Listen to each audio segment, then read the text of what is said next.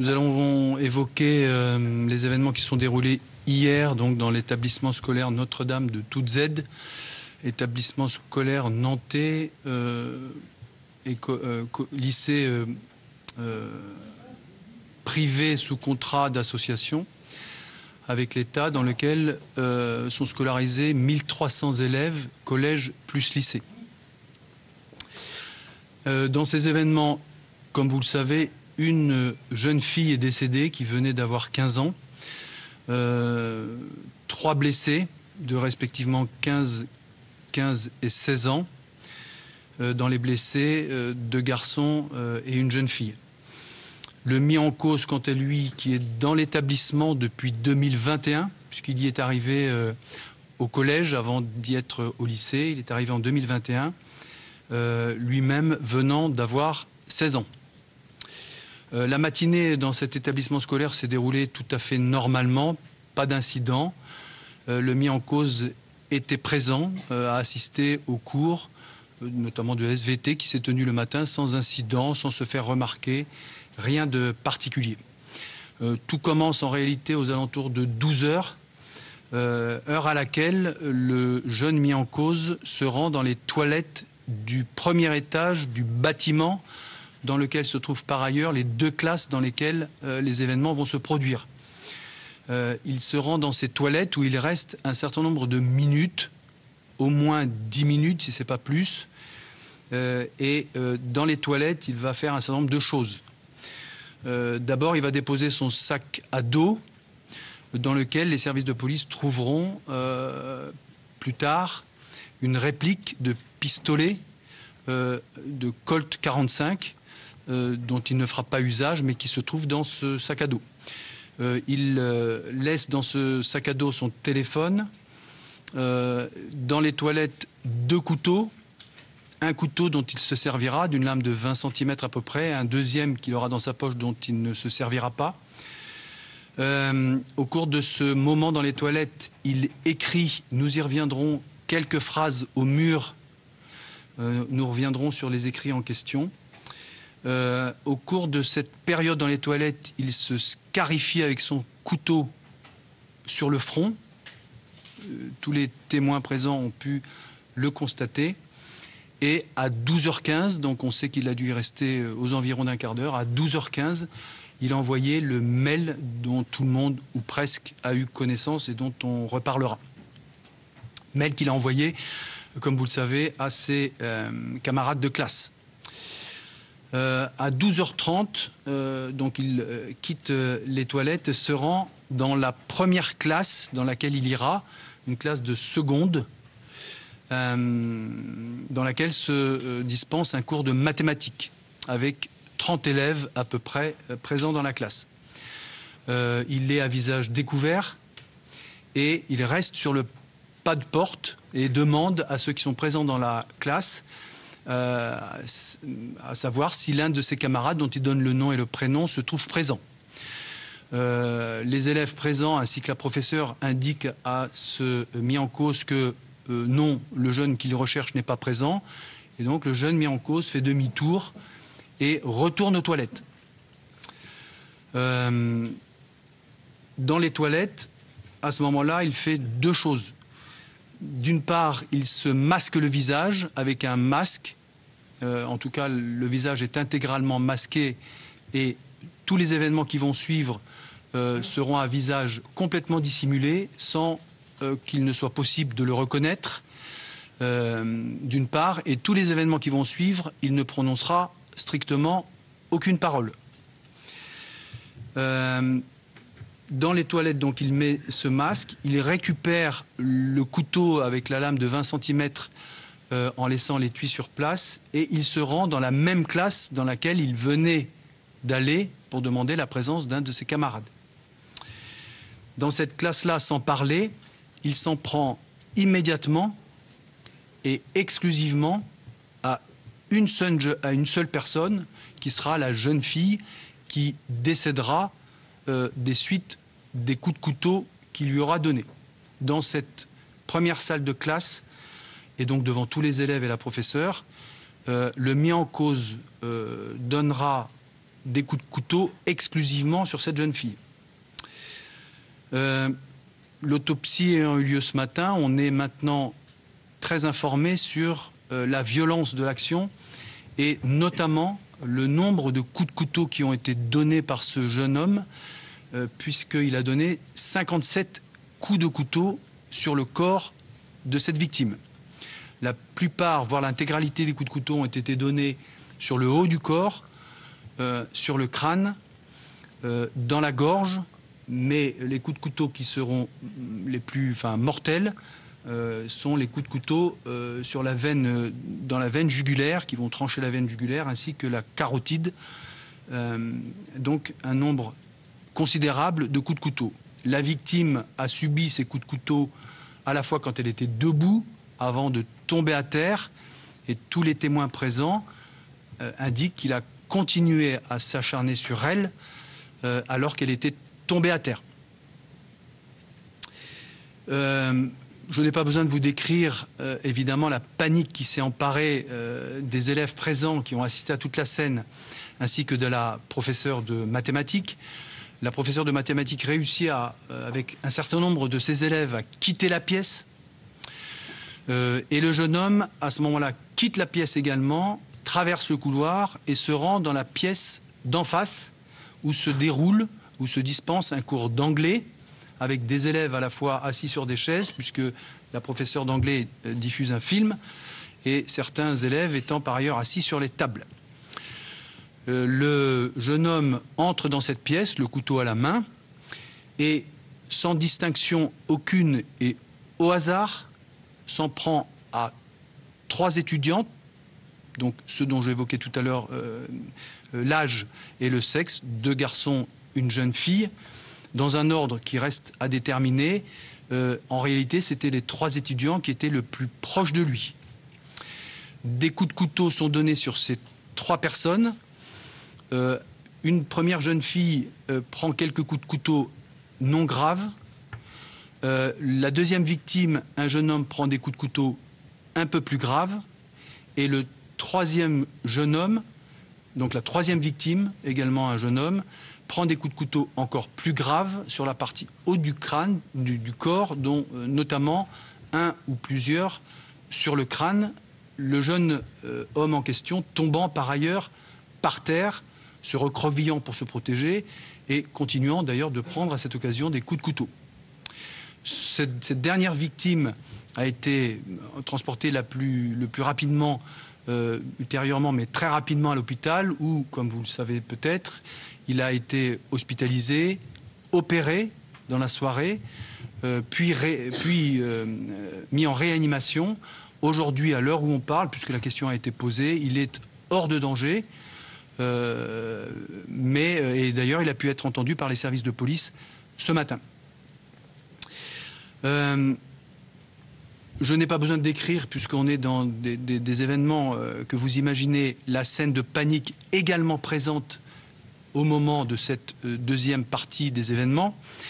Avec ceci de particulier, c'est que certains des élèves présents dans cette deuxième classe et pendant le cours d'anglais auraient bien essayé et eu envie, ainsi que la professeure d'anglais, de quitter la pièce, ce qui n'était pas possible parce que l'une des 2 portes de la classe en question étant fermée et l'agresseur étant devant la porte ouverte, un nombre important d'élèves sont restés dans la pièce.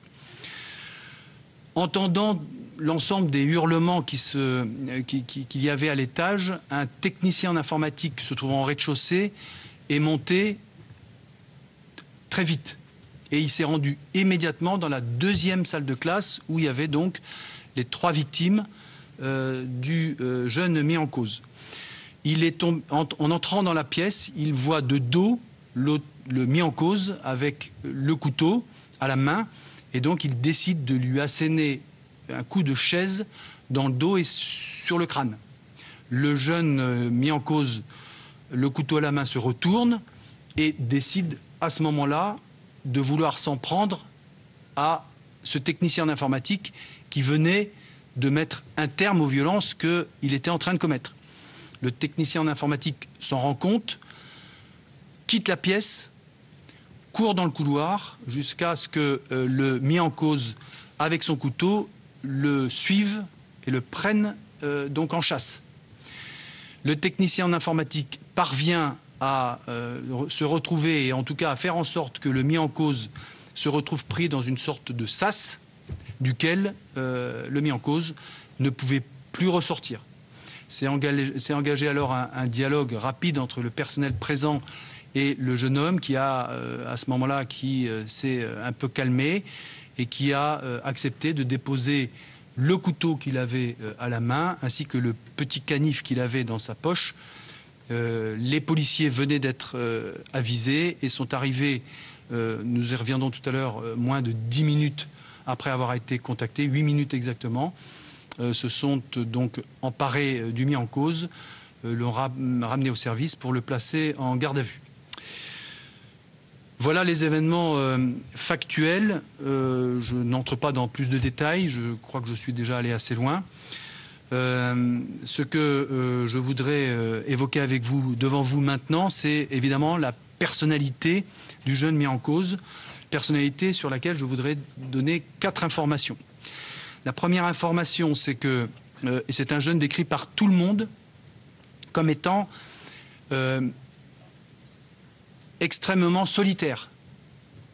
Peu d'amis, voire pas du tout, peu de dialogue avec grand monde, personnalité qui a inquiété sa mère, puisque c'est un jeune qui vit avec sa mère, puisque les parents sont séparés, à telle enseigne que sa mère a estimé opportun de faire en sorte qu'il rencontre des personnels éducatifs de la maison des adolescents de Nantes.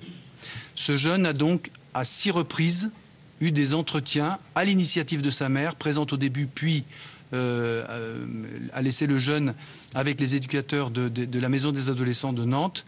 Depuis janvier, ce jeune avait donc à 6 reprises rencontré des personnes susceptibles de l'aider. Ça, c'est la première chose. La deuxième chose, c'est que dans cette personnalité, il résulte assez clairement une forme et une certaine fascination pour Hitler. Cette fascination a été repérée par le personnel enseignant de l'école dans laquelle il était, puisqu'il dessinait, donc Hitler, de sorte que le personnel éducatif a été également inquiété par ce comportement et il a été convoqué avec sa mère devant le sous-directeur de l'établissement scolaire la veille des vacances de Pâques. Dialogue au cours de laquelle le directeur adjoint a évidemment expliqué à ce jeune que cette fascination n'était sans doute pas la meilleure chose qui pouvait le concerner et que c'était sans doute pas l'idéal pour lui. Troisième trait de personnalité, il s'agit d'un jeune à l'évidence suicidaire. Des éléments factuels le révèlent, puisque j'évoquais tout à l'heure que dans les toilettes, au cours de son premier passage dans les toilettes, il avait écrit au feutre sur les murs un certain nombre de phrases, l'une d'entre elles étant qu'il souhaitait qu'on lui tranche la gorge. Une autre phrase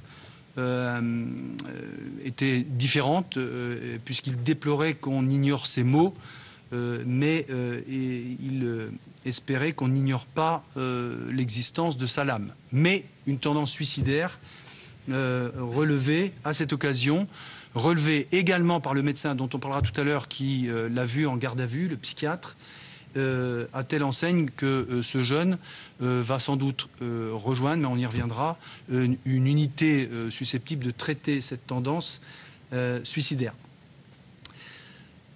Quatrième trait de personnalité qu'il faut quand même relever, c'est un jeune élevé par sa mère, qui entretenait d'excellentes relations avec sa mère, et sa mère ayant fait, vous l'avez compris, des démarches pour l'aider, et donc il était extrêmement entouré par sa mère. Des relations moins fréquentes avec son père, plus difficiles, en tout état de cause, donc un jeune élevé par des parents divorcés et dont la mère s'occupait énormément. Je voudrais maintenant évoquer avec vous les hypothèses de mobile, évidemment, concernant ces événements. Lui-même n'en donne aucun dans son audition. en garde à vue, ou plus exactement, il a l'air de dire qu'il pourrait en donner plusieurs. Donc, à l'heure où nous parlons, où je vous parle, il n'y a absolument aucun mobile susceptible d'être évoqué devant vous d'une façon certaine. Sa personnalité, dont vous vous doutez bien qu'elle est évidemment complexe et qu'il faudra l'explorer par les médecins dont c'est le métier, des psychiatres, des experts. Sur les mobiles, nous n'en avons pas en tant que tels. Il y en a qu'il faut écarter. Le premier mobile qu'on peut écarter, c'est une potentielle relation affective avec la jeune fille qu'il a tuée. Le paradoxe dans ce dossier, c'était que cette jeune fille qu'il a donc tuée, comme on l'a indiqué tout à l'heure, était la seule personne de ce lycée et de ses connaissances avec laquelle il pouvait avoir un dialogue qu'il estimait, lui, être de qualité. Donc, lorsqu'il entre dans la pièce et qu'il lui assène les coups de couteau en question, il ne la prend pas, contrairement aux trois autres qui vont suivre. Ce n'est pas par hasard qu'il s'en prend à elle. C'est la seule personne avec laquelle il entretient de bonnes relations au sein du lycée. Quand je vous dis qu'il faudra explorer sa personnalité, vous me comprenez évidemment.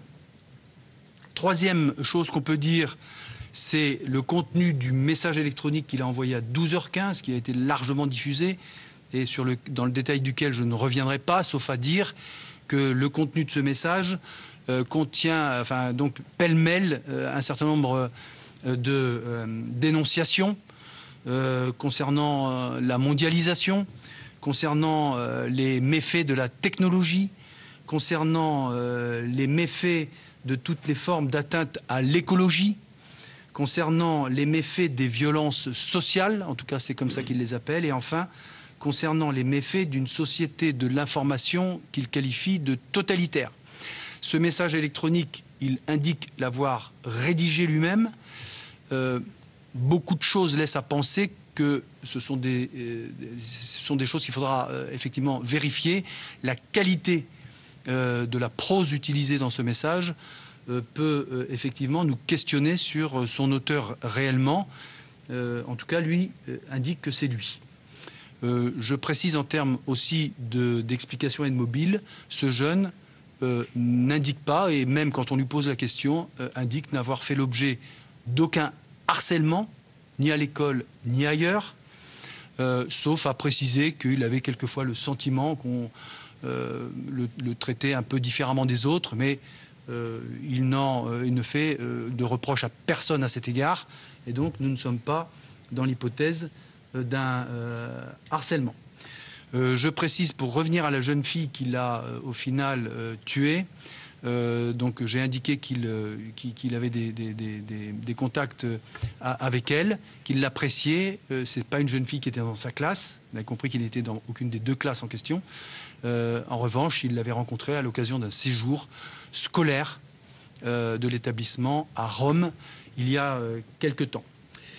Je terminerai ici en vous indiquant que donc, la garde à vue, il a été mis fin à la garde à vue aux alentours de 20h hier, le psychiatre ayant estimé que cette mesure n'était pas compatible avec l'état de santé. Il a été donc hospitalisé et donc, comme je l'ai indiqué tout à l'heure, il est probable que très rapidement, il soit pris en charge par une unité psychiatrique pour adolescents suicidaires spécialisée dans la question et qui n'est d'ailleurs pas dans notre département ni dans notre région. Je voudrais terminer simplement en indiquant ici, ça me semble important, qu'il faut saluer la qualité du travail effectué par la police nationale dans ce dossier.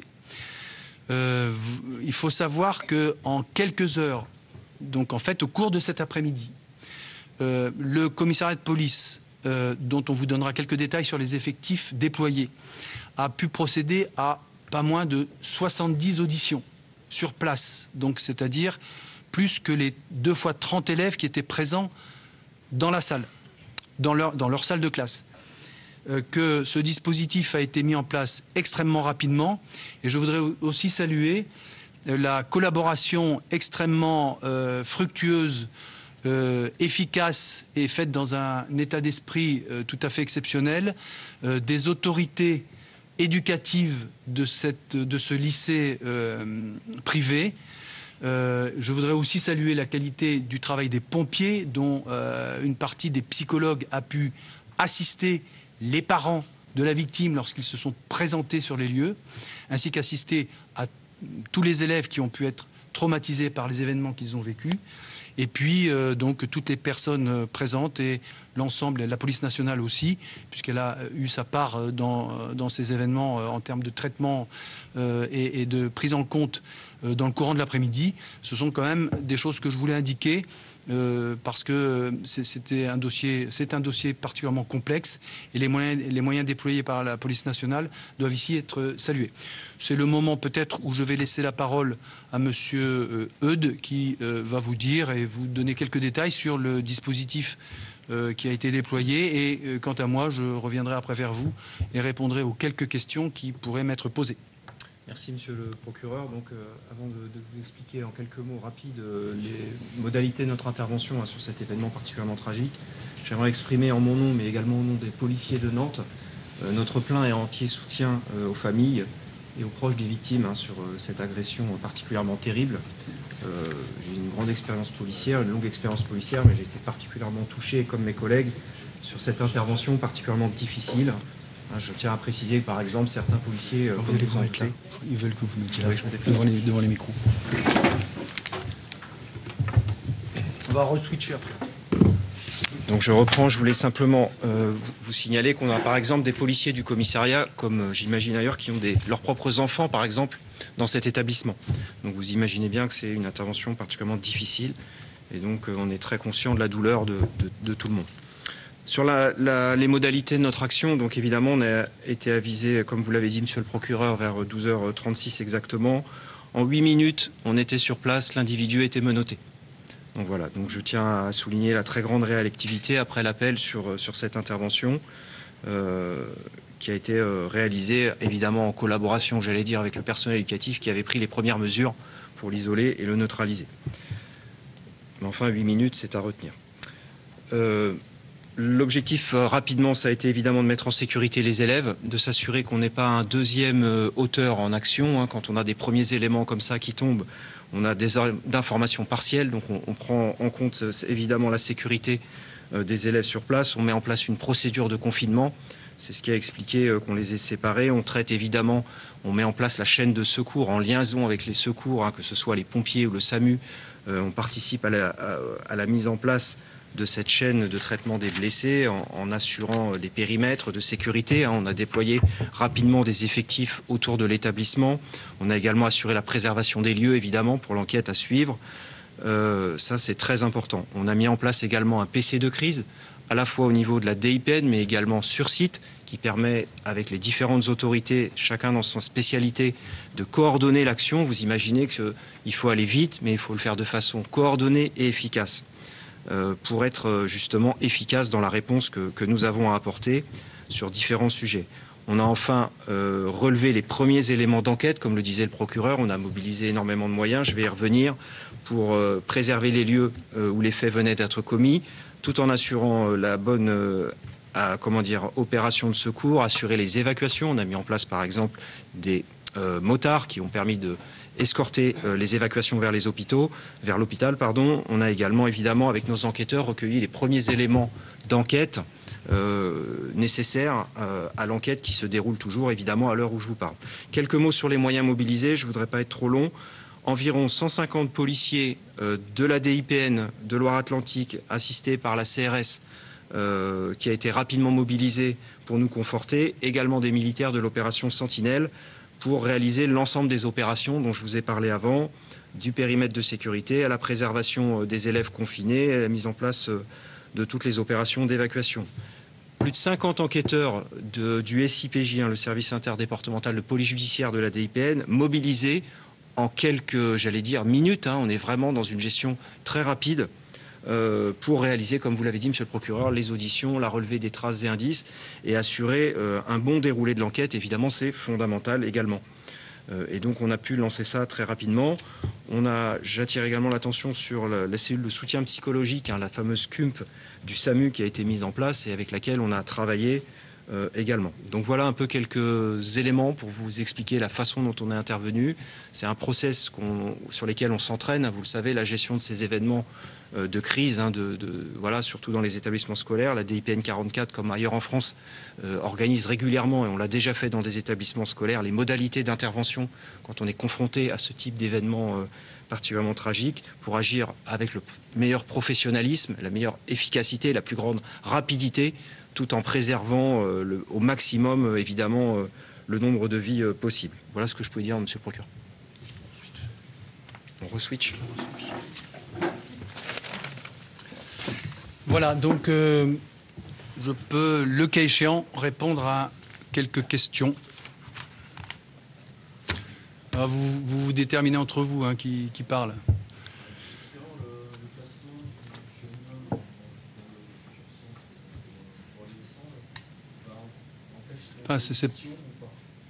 Alors, c'est pas un centre pour adolescents, c'est un centre de soins dans lequel il va être traité quelques jours. On ne connaît pas la durée. C'est les médecins qui vont décider à partir de quand la garde à vue pourra reprendre et pour que l'audition puisse se poursuivre.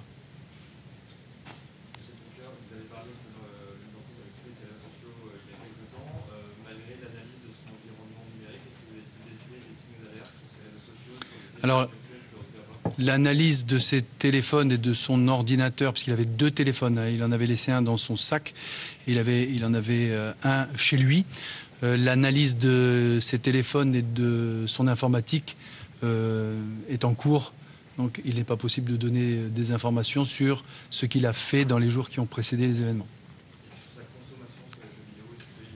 Je ne peux pas donner d'éléments, puisque ce serait soit incomplet, soit partiellement exact, et donc je ne vais pas donner des informations soit incomplètes, soit parfaitement exactes. Vous avez évoqué que l'individu avait 2 couteaux sur lui. Est-ce qu'on peut donner un peu plus de détails sur ces couteaux? Alors le couteau qu'il a utilisé donc, avec cette lame d'à peu près 20 cm est un couteau de chasse qu'il avait acquis sur Internet quelque temps auparavant et dont il se servait lorsqu'il se promenait dans la nature seul. Monsieur le procureur, vous avez évoqué le fait qu'il a été vu à 2 reprises par 2 organismes différents, des éducateurs spécialisés, puis la direction de l'établissement. Quel regard portez-vous sur ces signaux d'alerte très clairs qui ont été envoyés? Est-ce que quelqu'un est passé à côté? Et comment vous l'interprétez? Parce que là, pour le coup, quelque chose n'allait pas et c'était tactique. Ce que j'ai voulu évoquer ça pour dire qu'il s'agit d'un jeune dont les difficultés ont été repérées très vite par sa propre mère, ce qui n'est pas toujours le cas, d'une part, et que ces difficultés ont pu être prises en compte à la fois par des éducateurs, donc en l'occurrence de la Maison des Ados, mais également par la structure éducative dans laquelle il était. Après, s'il suffisait de voir un psychiatre ou un psychologue une fois pour être certain qu'il n'y ait plus d'événements aussi graves, ça serait malheureusement très bien, mais ces difficultés ont été repérées, prises en charge. Mais malheureusement, ça n'a pas suffi, mais c'est déjà un point quand même qu'il faut relever, c'est que ces difficultés avaient commencé d'être prises en charge. Monsieur le procureur, est-ce que l'individu fait un lien entre la convocation qui est venue chez le sous-directeur juste avant les vacances scolaires et son passage? Aucun lien. L'entretien avec le sous-directeur de l'établissement scolaire s'est passé en présence de la mère et c'est très bien passé. Il n'y a pas de récrimination de qui que ce soit à ce sujet. Est-ce qu'on a l'impression qu'il a pu y avoir un élément déclencheur, quelque chose? En l'état, il n'y a pas la possibilité de trouver, c'est ce qu'on pourrait appeler un mobile ou même un élément déclencheur. En l'état, il n'y a pas d'élément déclencheur qui permette de comprendre. Il y en a forcément un, mais on ne le connaît pas à l'heure où on parle. Vous avez évoqué une blessure constatée sur le fond de mise en cause. Vous n'avez pas de clarification. Est-ce que ça peut être lié également à une mauvaise manipulation de l'ordonnance? Non, puisque c'est lui-même qui admet cette scarification. Comment il justifie son passage à l'acte? Alors c'est tout ce dont on parle depuis plusieurs minutes, c'est-à-dire le mobile et les explications. donc je crois avoir répondu. Malheureusement, c'est compliqué de comprendre pourquoi ça s'est passé à ce moment-là, et pourquoi ça s'est passé ainsi avec tant de violence. À l'heure où on parle, personne n'est en capacité de donner quelque explication que ce soit. Au niveau des qualifications pénales. Alors, c'est une question effectivement importante. L'enquête a débuté sous la qualification de meurtre, puisque la jeune fille est malheureusement décédée très vite. L'enquête se poursuit, hein, mais vous avez bien compris qu'il y avait des éléments susceptibles de caractériser une préméditation, auquel cas nous serions sur le crime d'assassinat, qui est donc un crime évidemment plus sévèrement réprimé, hein, puisqu'il est réprimé par la réclusion criminelle à perpétuité, y compris possiblement pour un mineur, hein, contrairement à ce que beaucoup de gens pensent.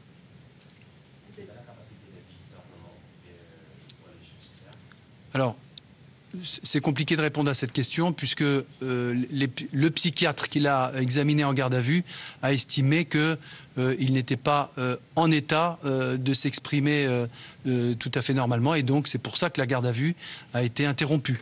Donc je ne peux pas répondre à cette question, mais effectivement, ce constat du psychiatre en garde à vue nous éclaire un peu. Vous êtes certain qu'il n'y avait pas de déception amoureuse? Alors, Des sentiments? en rien on peut être certain de quoi que ce soit, quelle que soit la matière d'ailleurs. Le concept de déception amoureuse n'est pas le concept qu'il avance lui-même. Il dit simplement, cette jeune fille, on avait eu des échanges comme j'en avais pas eu avec d'autres, et voilà. Donc il n'y a pas, en l'état, on ne peut pas parler de déception amoureuse au sens où vous et moi on l'entend. Après, voilà. Il n'a pas fait part de sentiments autres que ceux que j'ai indiqués, à savoir que cette jeune fille était agréable avec lui et il a pu discuter avec elle comme il l'avait rarement pu discuter avec d'autres dans cet établissement scolaire. Est-ce qu'il l'a choisi, monsieur le procureur? Est-ce qu'il l'a choisi ou est-ce qu'elle était à peu près comme les autres? C'est ce que j'ai indiqué tout à l'heure. Il explique que, en réalité, ce n'est pas par hasard qu'il s'en est pris à elle, contrairement à la deuxième scène où là, les 3 victimes l'ont été par hasard.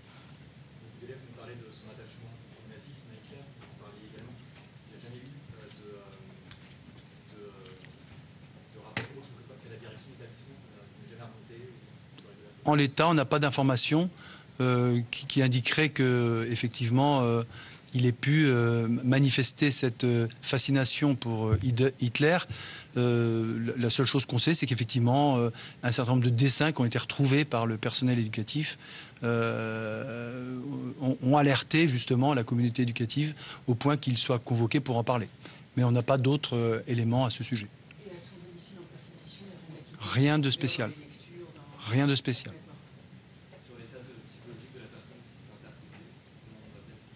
s'est interposée, Vous savez, toutes les personnes qui étaient présentes, même elles ont du mal à savoir comment elles se sentent, hein. Donc il est évident que ce monsieur, dont il faut d'ailleurs saluer le courage, hein, sincèrement, ce monsieur, évidemment, passera par des hauts et des bas. Il a pu être entendu par les services de police, où il a expliqué comment les choses se sont passées.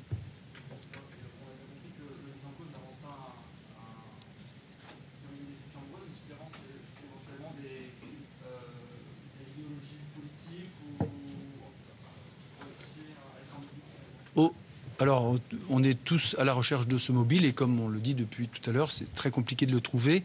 Il n'y a aucun mobile avancé de cet ordre-là. Sa fascination pour Adolf Hitler n'en étant pas un en tant que tel et qui serait, en toute hypothèse, un peu en contradiction avec le contenu de son mail. D'où la complexité de la personnalité qu'il faudra, comme je l'ai dit tout à l'heure, explorer. Est-ce que c'est la première fois qu'il vient au lycée avec ses couteaux? Alors, entrer dans un lycée avec un couteau est une infraction pénale. Dès lors que la communauté éducative la constate, elle en informe les services d'enquête, les intéressés sont entendus et la justice fait ce qu'elle a à faire. Donc, à votre question, la réponse est non. Il n'a jamais été surpris avec un couteau dans cet établissement scolaire. C'est un jeune, je ne l'ai pas rappelé, c'est un jeune homme inconnu des services de la police et inconnu des services de la justice.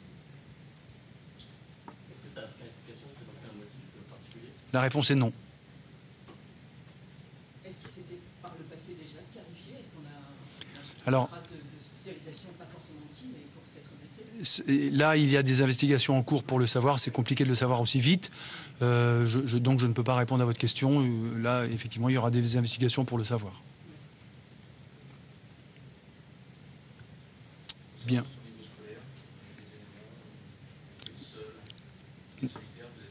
Oui. Niveau scolaire normal, son dossier scolaire a été saisi, on va regarder tout ça.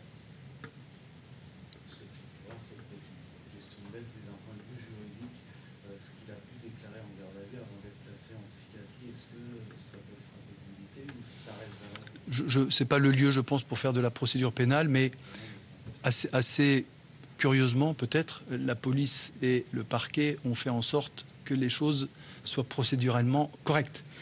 Donc, ça veut dire tout simplement que tout ce qu'il a pu dire avant que sa garde à vue ne soit déclarée par un médecin incompatible, tout ce qu'il a pu dire, il l'a dit. Et effectivement, à partir du moment où la garde à vue n'était plus compatible, les fonctionnaires de police ont mis un terme à cette garde à vue conformément à la loi. Est-ce que l'hypothèse qu'il ait bénéficié de complicité dans la rédaction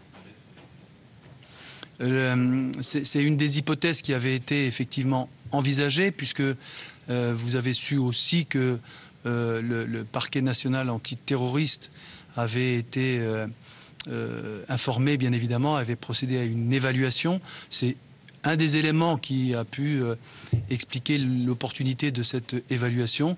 En l'état, on n'a pas d'éléments en faveur d'une complicité quelconque.